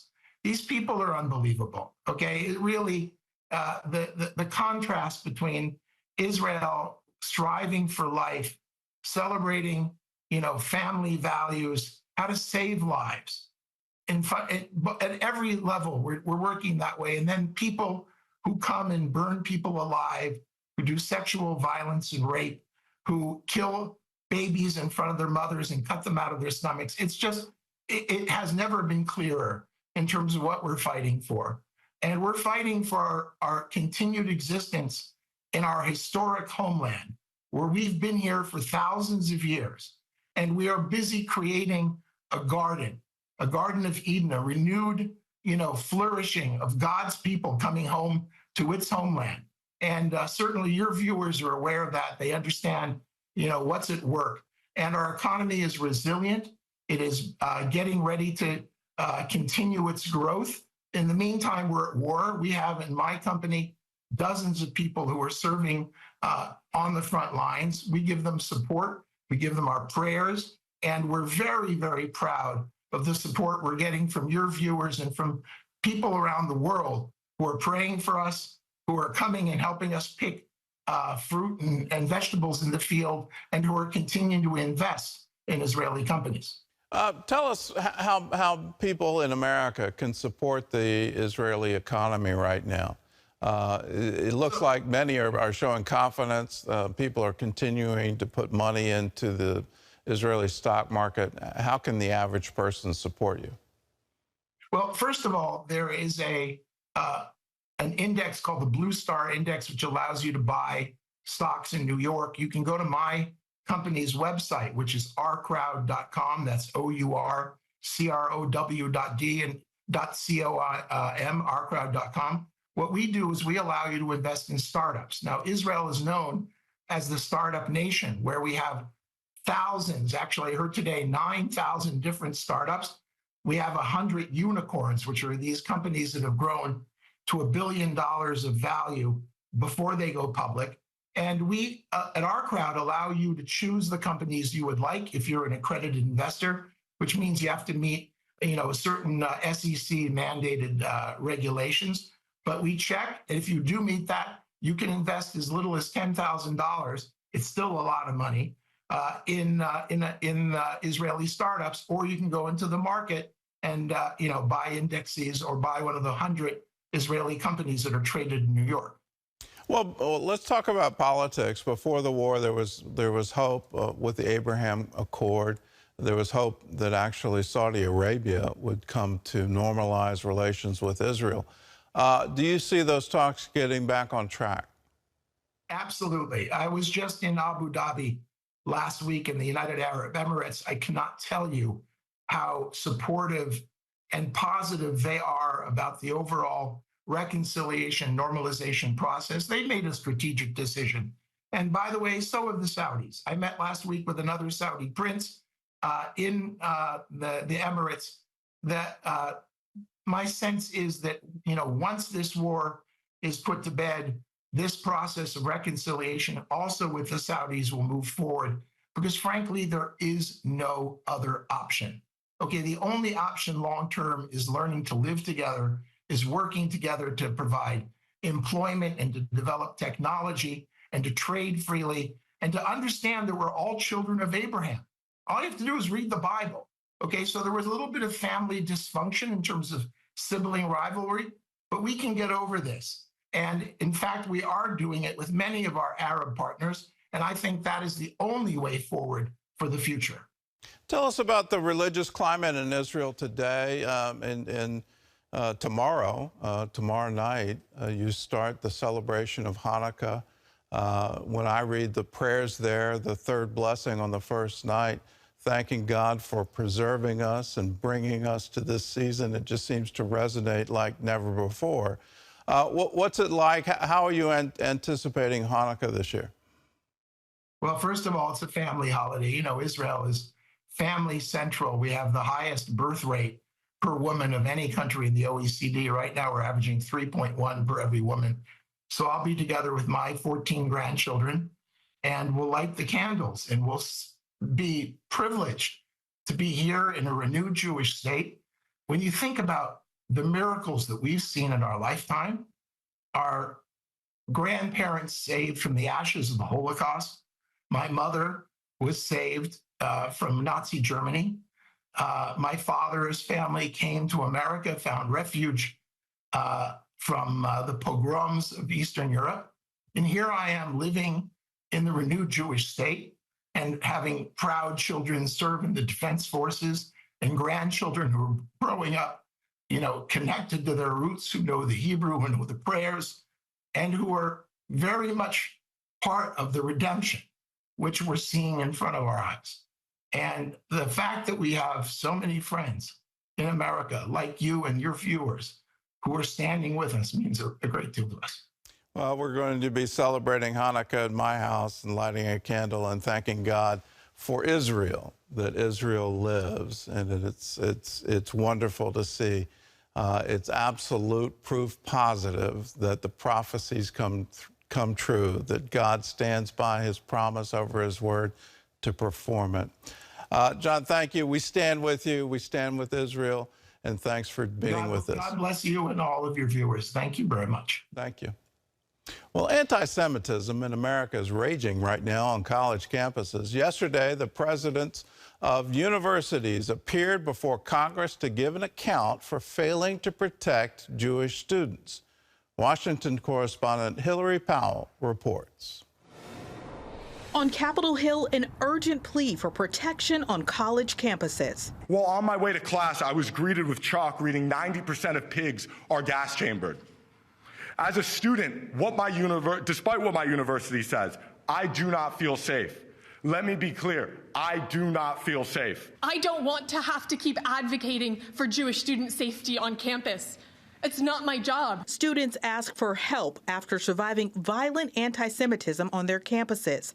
Now, the presidents of MIT, Harvard, and the University of Pennsylvania had to answer for their schools' responses to an alarming surge in anti-Semitism. I know some Israeli and Jewish students feel unsafe on campus as they bear the horror of the Hamas attacks. We know there is further work to do. Work like making sure the University of Pennsylvania educates on anti-Semitism. We are in the midst of making certain that all anti-bigotry efforts ensure education about anti-Semitism. I wondered if that type of education would have been in place at all of our college campuses before this, whether we would have seen the massive reactions that we have. Harvard University President Claudine Gay was asked about an ongoing federal civil rights investigation about possible violations of the Civil Rights Act of 1964. She declined to answer, but condemned anti-Semitism. Anti-Semitism is a symptom of ignorance, and the cure for ignorance is knowledge. Harvard must model what it means to preserve free expression while combating prejudice. The president says the campus is taking action with a task force to assist students targeted by doxing attempts. The university presidents say they'll also combat xenophobia and all forms of hate. One anti-Semitism expert says she's weary of the national complacency and says it's the third time she's testified about the danger. Free speech does not permit harassment, discrimination, bias, threats, or violence in any form. 10 schools are currently under investigation by the Department of Education for possible discrimination based on shared ancestry or ethnic characteristics. Schools that violate Title VI can ultimately lose federal funding. The Department of Education isn't allowed to discuss current investigations, but will keep monitoring the results. In Washington, Hillary Powell, CBN News.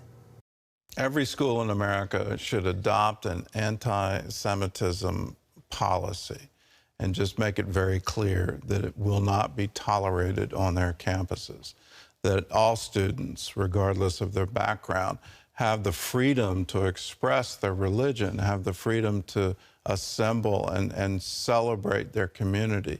That should be an absolute. And in that, there should never be a call for genocide. You should never hear the slogan, from the river to the sea, because that's exactly what it means. It's a genocide. It's a call to wipe out every single Jew, wipe out Israel off the map of the Middle East. That's what that phrase means. And to see it paraded on college campuses, to see it in New York City, to see it in London, to see these protests in support of terror is absolutely mind-boggling to me. Let's get clear and let's have the moral clarity. What happened on October 7th should never happen, and it should never be celebrated here in America. To discuss today, since you and I last connected, a lot has changed and happened. We'll start with October 7th, the horrific event, the attack, the terror attack at the hands of Hamas in Israel. Let's start there. Where were you on October 7th? Take us through that day for you. Sure. So October 7th, it was a Saturday here in Israel, and it wasn't just a Saturday, it was also the Jewish festival of Simchat Torah, which is on the last day of the Festival of the Booths, and is usually a day which is meant to be a celebration of the giving of the Bible. And the reading of the Bible is when in Judaism, you complete the cycle of reading the entire Bible, and then you start it again into the next year. And typically, it's one of the happiest days in the Jewish calendar. It's filled with dancing, and everyone goes to synagogue, and it's a very, very, very happy time. 6:30 in the morning, I'm in reserve duty, as is my brother, and I have another brother who's in the military. 6:30 in the morning, our phone started going off, which is very odd because that never happens. Answer the phones to see what's happening, and then suddenly start getting reports about rockets, an attack, 10 people infiltrated, 100 people infiltrated, and just minute by minute, the reports started getting like more and more horrific and shocking. I think we were just in a complete disbelief, trying to figure out what's going on. My brother was called down immediately, so he left very early in the morning, and then my other brother left in the afternoon as well. I think the first day, not even the first day, the first 2 weeks, this country was just in complete shock at how horrific the attack really was, and how cruel and inhumane, and the scale of it. It was really, it was something which was so shocking, and it is still quite shocking for everyone. Talk a little bit about the effect of this on the Israeli people. I mean, this is something the rest of the world is watching this, and the people have a lot of opinions, as you know, on college campuses. They have opinions all over the place about what they think Israel should be doing, and we'll get into that in a moment. But what is going on emotionally inside the country as this war now stretches on? We're about to hit the 2-month mark here since this attack unfolded. How are people feeling and just experiencing all of that trauma? Yeah, today is day 60 of the war, which is crazy. How's everyone feeling? So like I said, it started off with a lot of shock, and you have an entire nation, entire country which is suffering from serious trauma at the moment. But at the same time, I don't know how closely people have been following Israeli news, but the politically the country's been quite split and quite polarized on a political level between the right and the left, and it's been quite extreme. From the day after the attack happened, I have never in my entire life seen the country come together in the way that it's come together.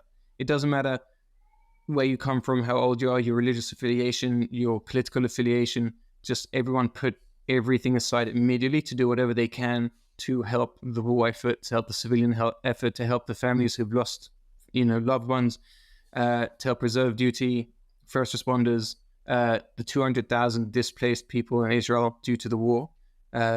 It's incredible. People have just come together and they've created centers to help the mothers if their husbands are in reserve duty, to look after the kids during the day. They got restaurants who are cooking tens of thousands of meals for military personnel every single day. They've in one day they flipped their restaurant operation into just this huge operation to provide for families. You got tens of thousands of kids who are going down to the farms to help the farmers. You have to remember that as well as the entire country being at war, we have 350,000 mostly males have been called up to reserve duty, like myself now as well. And that is a large proportion of your 20, 30, 40-year-olds. So that's really your workforce. And there's, people who have kids and have families at home as well. So the country's struggling with that and is still struggling with it. But like I said, the unity is something which I've never experienced or seen before. It's sad that it has to happen after something like this. It's sad that something like this reminds us that we're really one family and we have to have each other's backs. On the other hand, like you mentioned, universities, I've never seen anti-Semitism, anti-Zionism, like this before in my lifetime. I don't even imagine there was something like this up until before the Holocaust, where the sentiment was probably quite similar. I've never seen people proudly anti-Semitic and so blatantly anti-Semitic. I've seen people disguise anti-Semitism as lots of other, under many disguises before, but I've never heard and seen people be so publicly hateful and call for chants of death of Jews on campuses, in the streets, the media. It's alarming. It's alarming to watch it. I would imagine for you to watch it, it's incredibly alarming. It's, as somebody who is in the United States watching it, it is incredibly disturbing to watch even the narratives take form around this when Israel has been attacked by terrorists, to have these sorts of reactions be what is being said. How do you process that? Because that has to be very painful to watch.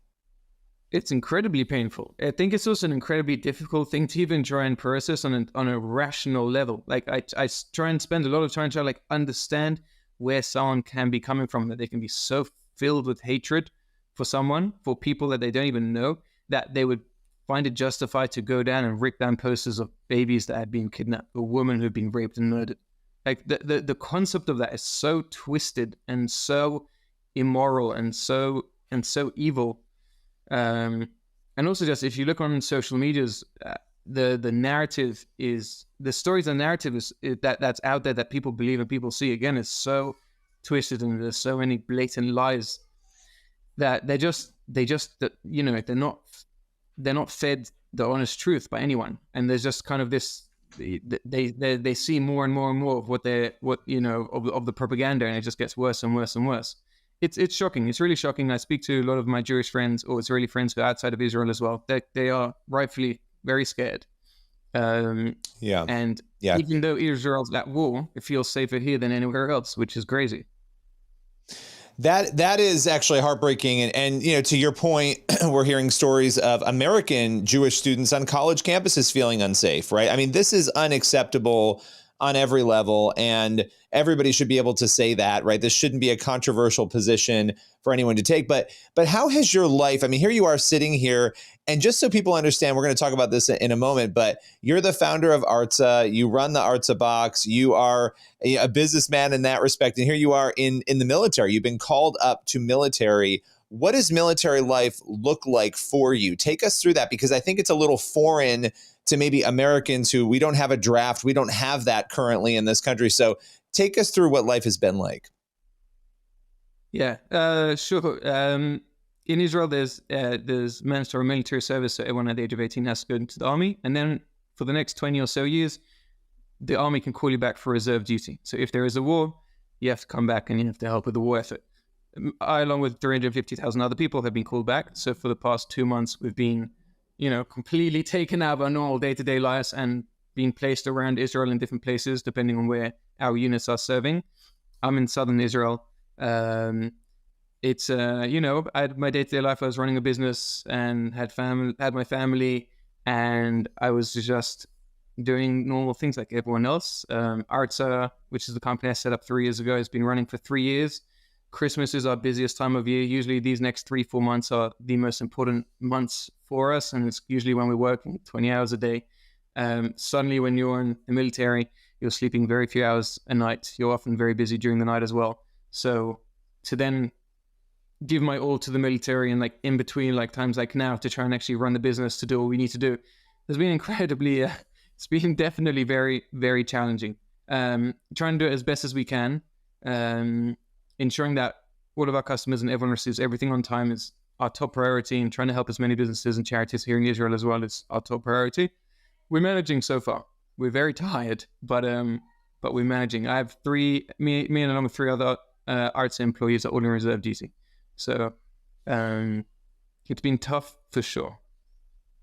Well, and so people understand, and you can fill in any blanks here, but Artsa, this is an incredible box. It's quarterly. You subscribe to it, and what's inside the box, and this is so interesting to me in light of what's going on, different products from businesses, small businesses, organizations around Israel. You get a real experience when you get this box. And, I've had the box in the past, getting a chance to see these amazing items that are produced and made. But here you are, you mentioned the struggles of 350,000 people, mostly men, being taken out of their lives to going back into the military during this war. I would imagine there are a lot of businesses in great need right now of something like Artsa. So talk about how maybe some of your plans have shifted and maybe how you're helping some of these businesses during this time. Yeah, of course. We get, every single day, I get tens and tens and tens of phone calls from small businesses and charities that we've worked with, or they've heard about the work which Artsa does, asking us for work. We set up Artsa during COVID when there were no tourists, and COVID was a tough year for everyone. And we were like, okay, we'll set up Artsa because this is going to be a way to connect people to the Bible and Scripture in a meaningful way, and it'll also be a way to really directly support small businesses and charities in Israel. That doesn't compare to what is going on now. The trauma that these businesses have suffered, so many of them have lost loved ones, either on October 7th in the massacre, or they have family members who are serving in the military. They've had family members who've died in the military service. Again, there's no tourists, in the country, there's not going to be tourists probably until the war is over. So there's a lot of uncertainty. Any business which they had is basically effectively closed and ended. So now we're trying to focus on working with as many of them as possible. We're trying to work with, in the boxes now which we're planning, including the Christmas box which we have now, we're including businesses which have really, really been struggling and really been suffering. We're working also with organizations that are working with soldiers who are suffering from PTSD and also have injuries in war. So we have a couple of organizations like that they're creating beautiful items and gifts which go inside the boxes too. And yeah, it's like whatever mission we had when we initially set up Artsa is just amplified by 10 now, because these people, the only people who are keeping them in business, and the only thing which is keeping these charities running and these artists running is business directly through Artsa, and the support from our subscribers, which is directly going through to them. It's heartbreaking to see, but if we can do something to try and help, then that's what we're going to do. Where can people go if they want to be supportive? And I mean, the cool thing about what Artsa does is that, as the person getting the box and subscribing to it, you're getting all these amazing items. You're getting a chance to experience the Holy Land in a very unique way. At the same time now, helping those businesses who are really struggling. So where can people go if they want to sign up and grab those boxes? So people can go to our website, which is www.artsabox.com. So that's ARTZABOX.com. And you can buy your box over there. We already have everything stateside in a warehouse so that the moment someone orders it, they'll come within 7 days of ordering, guaranteed before Christmas delivery. And inside our Christmas box, which is the one coming, we have 8 beautiful gifts, which are all themed and suited around the winter holiday, around Christmas time as well. There's foods and treats and snacks. There's beautiful hand-carved ceramic ornaments for your Christmas tree. There's beautiful art to put on your wall. There's engravings from Hollywood, gifts as well. There are two organizations which are my favorite, which I'll just mention. I won't say exactly what the items are because there's an element of surprise when you open it. One of the organizations is called Adi, and they were the first organization in southern Israel to set up an institute to help teens and young adults with autism, special needs, Down syndrome, and they've created these beautiful ceramic ornaments for the Christmas for Christmas time, and then to hang around your home all year. They're down south, which is where the attack was on October 7th. They lost so many volunteers that would work there and so many employees during the massacre. And because they also in the area, they also, I think 150 people who are fleeing from the terrorists, they sought refuge inside their center. And they took care of absolutely everyone and they saved everyone there. So the work they're doing, the fact that they're in the Christmas box this year for me is more important now than ever because they've suffered so much, but they've also been so brave and they've done incredible work. And then there's another organization which helps women who've escaped physically abusive and emotionally abusive relationships, and they've created this beautiful hand-pressed, hand-printed journal. It's meant to be like a prayer journal which you take with you during prayer time.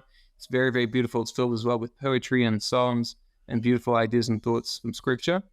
And that's all included in the Christmas box, and people can get that now. And we hope people love it. And as they open it, they feel very connected to Israel, the Holy Land, and what's happening now as well. Well, that is incredibly important. And one final question for you. Again, you're a business owner and you're a soldier right now. You're in the middle of this and it is incredibly chaotic. Again, a lot of people have a lot of different opinions. If you had somebody in front of you right now who was one of these college students, one of these people who are just very confused, maybe they've had the wrong narrative about Israel and what is actually happening there, what would you say to them right now to help them understand the gravity of this and the truth of what is truly unfolding? I want to say to them, a lot of the times, stop for a second and think about what it is that you're saying, and think about what it is that you're protesting, and think about what it stands for, and what the side you're trying to protest for stands for. Try and think of the slogans which you're shouting out and what they really, really mean. The Middle East and the Israel-Palestinian conflict is a very, very complex conflict, which has been going on for many, many years. You can't watch a couple of TikToks and Instagram videos and think you know everything and just hear one lecture and one speaker and think you now know enough to then go out into the street and start spreading hate. Go home, take time to educate yourself, then come back with a formulated, educated opinion. And also, if you're going to protest in a way which is also respectful and is also sensitive to all sides. In Israel, no one celebrates any death of any innocent. Every time a Palestinian or someone in Gaza, a woman, a child, or any innocent man or whoever it is dies as a result of this war, no one here is happy. No one celebrates that. It saddens us. We understand what war is, and we understand that if an enemy came and attacked you and then brought you into the streets and into their homes in Gaza, because that's where they hide like cowards, you're going to have civilian casualties. And that's sad. And the army thinks it's sad and everyone thinks it's sad. We're not happy about it. Don't go into the street and celebrate the death of innocent people. Your political views are your political views, that's fine. But don't lose all of your morals at the same time. Just have a bit of humanity is really, and educate yourself is, I think, very important. Well, and I will close with this, and I'm happy to be biased on this. It's fine.